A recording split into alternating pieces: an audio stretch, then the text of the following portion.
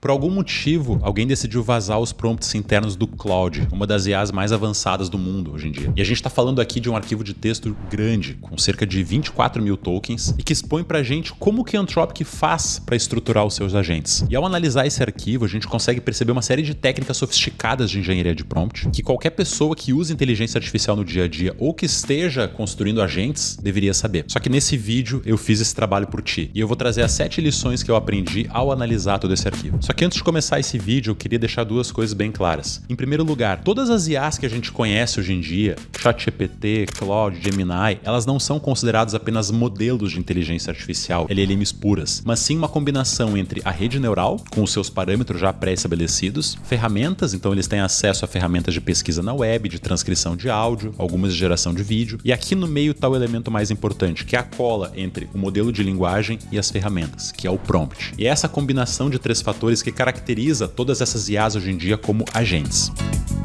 E o segundo ponto é que, na minha opinião, o prompt que está aqui no meio é talvez a variável mais importante para definir se tu vai ter um bom agente ou não. Porque eu já vi inúmeros casos de modelos ruins dando origem a agentes muito bons simplesmente porque o prompt foi bem estruturado. Às vezes tu pode colocar um modelo pequeno como um Llama, 60 bilhões de parâmetros aqui, fazer ele superar de repente um ChatGPT O3 de pensamento, um modelo caríssimo, simplesmente por ter estruturado bem o prompt aqui no meio. Então é por isso que analisar documentos como esse tem tanto valor, porque eles são capazes de nos ensinar muito mais do que a gente acha que sabe sobre engenharia de prompt. Então bora lá. Lição número 1.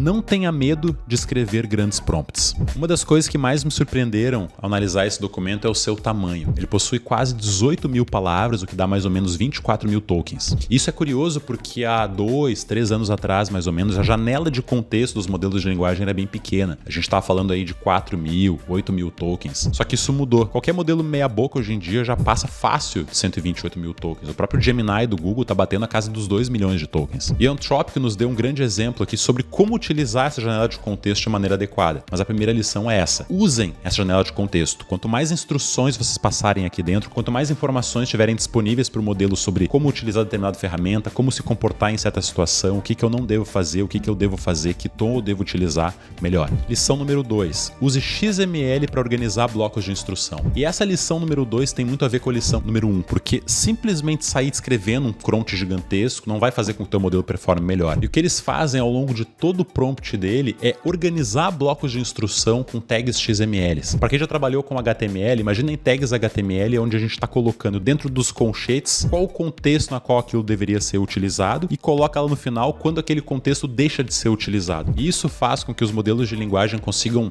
acessar, vamos dizer assim, aquele trecho de informação da maneira mais eficiente possível quando aquilo fizer sentido para ele. Se ele for fazer uma pesquisa, ele vai ter bem marcado quais são as instruções, como que ele tem que fazer uma pesquisa, como é que ele monta uma query, o que ele não deve fazer. Eu não tenho 100% certeza quanto a isso, mas eu acredito que esse comportamento tem a ver com o mecanismo de atenção dos transformers, que é a arquitetura base de todos os modelos de linguagem tradicionais e que é como se aquele bloquinho de XML se ligasse quando ele percebesse que o contexto da pergunta que a pessoa fez tivesse relação com aquilo. Número 3. Um bom prompt, ele é 80% prevenção e 20% instrução. E essa aqui é contraintuitiva, porque prompts já amadores, como os nossos, na grande maioria das vezes eles são baseados em nós dizendo o que o modelo deveria fazer. Faça uma pesquisa para mim sobre um assunto X e monte um relatório de 5 páginas, levando em consideração A, B e C, atue como um analista sênior, seja conciso. Então são instruções que a gente está passando para o modelo. O prompt da Anthropic, ele é quase como o oposto. Ele foca muito em dizer para o agente o que ele não deve fazer, coisas que ele deve evitar, erros que ele não pode cometer, e ele se comporta muito mais como uma política de tomada de decisão do que como um bloco de instrução em si. Ao invés de dizer seja conciso, eles vão lá e dizem não use emojis, por exemplo. Número 4.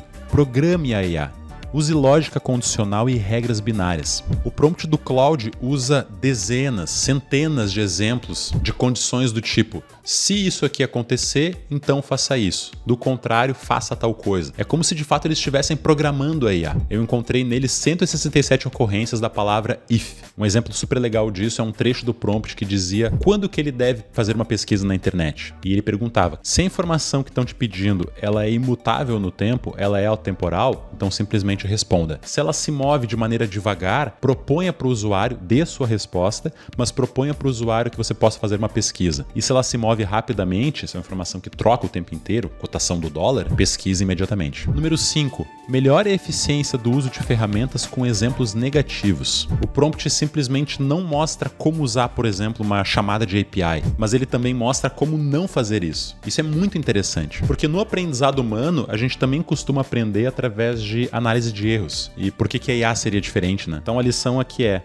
não apenas ensine o sucesso, mas também momentos e situações erradas. Número 6, e na minha opinião uma das mais poderosas, que é incentive pausas para reflexões após chamadas de funções. Porque eu imagino que vocês já conheçam modelos de reflexão como o O1, o O3, o DeepSeek R1, que são aqueles modelos que antes de dar uma resposta eles vão lá e emitem uma longa cadeia de pensamento, pensando, escrevendo uma série de coisas antes de te dar a resposta. Esse tipo de forma de output dos modelos de linguagem, eles performam muito bem no que a gente chama de STEM, S-T-E-M. Seriam as áreas de ciência, tecnologia, engenharia e matemática. E aqui uma explicaçãozinha um pouquinho mais técnica do por que isso acontece. Porque os modelos de linguagem, eles são o que nós chamamos de autorregressivos. Eles trabalham emitindo um token por vez, analisando toda a cadeia de sequência que eles estão observando dentro da janela de contexto. E se a gente faz uma pergunta técnica em algum momento aqui, por exemplo, x mais 2 é igual a 0, qual o valor de x? Se o modelo tentar devolver a resposta de cara, é muito mais provável que ele erre, porque ele vai ter que acertar um único token com toda a linha de pensamento que deveria existir para poder chegar nessa resposta, e isso seria ruim. E eles perceberam que modelos, toda vez que eles tentam emitir uma longa cadeia de pensamento antes, com toda a reflexão, com toda uma sequência de passos que poderia levar ele a uma resposta correta antes, então, por exemplo, x mais 2 é igual a 0, significa que x é igual a 0 menos 2. Se ele escrevesse isso antes, a probabilidade do modelo acertar esse token final com a resposta é muito maior, porque ele já tem toda uma sequência de passos feitas antes que está indicando para ele qual que é a resposta certa. Os modelos, quando eles escrevem uma série de coisas, quando a gente faz uma pergunta dessas, eles não estão fazendo isso pra gente, para nós olharmos ali e entendermos o raciocínio dele. É muito mais para ele conseguir aumentar a sua própria probabilidade de acertar essas perguntas. E qual que é o problema? Esses modelos de pensamento, eles são muito caros, porque às vezes eles gastam uma sequência de tokens muito longa com coisas que não são tão relevantes. E aqui que vem a grande sacada. A gente pode instruir para que o modelo pause e pense,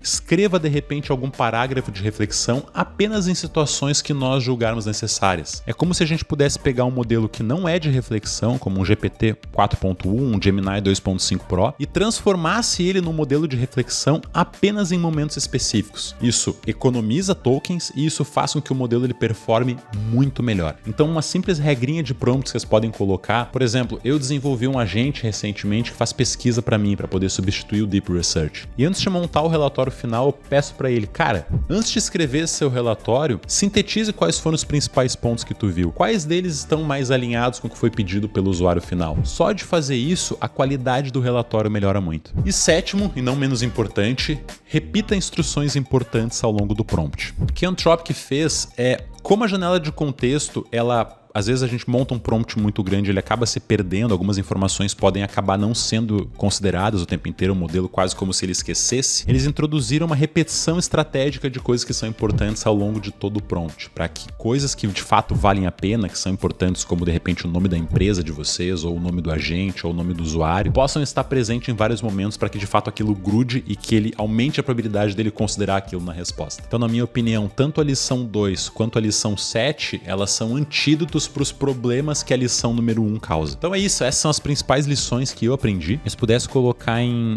uma frase final, assim, seria para a gente poder parar de pensar os prompts como simples comandos, como simples instruções, e pensar mais como políticas de tomada de decisão, quase como um documento para que o modelo de linguagem ele pudesse se consultar com aquilo e entender o que ele não deve fazer e quando que ele deve fazer. Se vocês pensarem mais dessa forma, os resultados dos seus agentes serão muito melhores. Então é isso, espero que esse vídeo possa ter sido útil para você. E se você quer aprender mais sobre como construir agentes de inteligência artificial utilizando frameworks modernos como LangChain, CrewAI, Agno, quer criar mais aplicações com inteligência artificial modernas, eu te convido a conhecer a Asimov Academy, que é a maior escola de Python do Brasil, na qual eu faço parte, e é só clicar no link que eu tô deixando aqui embaixo. Qualquer comentário, dúvida, por favor, deixe nos comentários. Forte abraço a todos e até o próximo vídeo.